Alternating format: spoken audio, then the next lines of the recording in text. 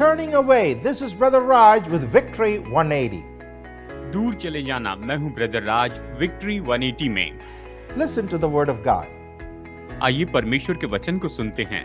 बहुत दिन न बीते थे कि छोटा पुत्र सब कुछ इकट्ठा करके दूर देश को चला गया और वहां कुकर्म में अपनी संपत्ति उड़ा दी।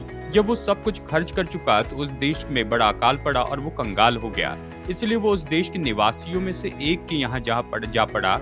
उसने उसे अपने खेतों में सूअर चराने के लिए भेजा और वो चाहता था कि उन फलियों से जिन्हें सूअर खाते थे अपना पेट भरे, और उसे कोई कुछ नहीं देता था। Going to a distant country is an intentional act of disobedience. दूसरे देश में जाना ये तो जानबूझकर आज्ञा भंग करने की क्रिया है। A turning away from his father and a rejection of all the goodness his father offered him.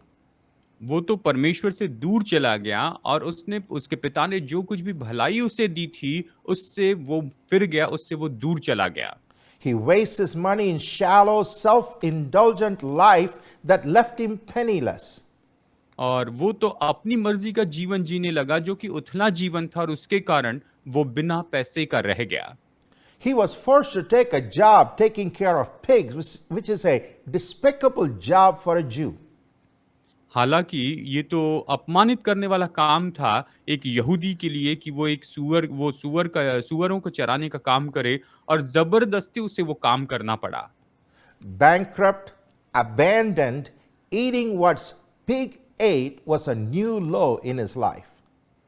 उसके पास कोई पैसा नहीं था, उसे छोड़ दिया गया था, और जो सूअर खाते थे वो खाना वो खा रहा था। इससे निचला जीवन उसका और कुछ भी नहीं हो सकता था। This is the tragic state of every sinner who turns away from God.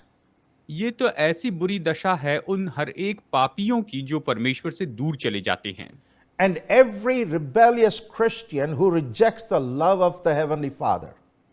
और हर एक बलवा करने वाला विश्वासी जो परमेश्वर पिता के प्रेम का इनकार करता है, उनकी ऐसी दशा होती है। Sin never delivers on its enticing promises.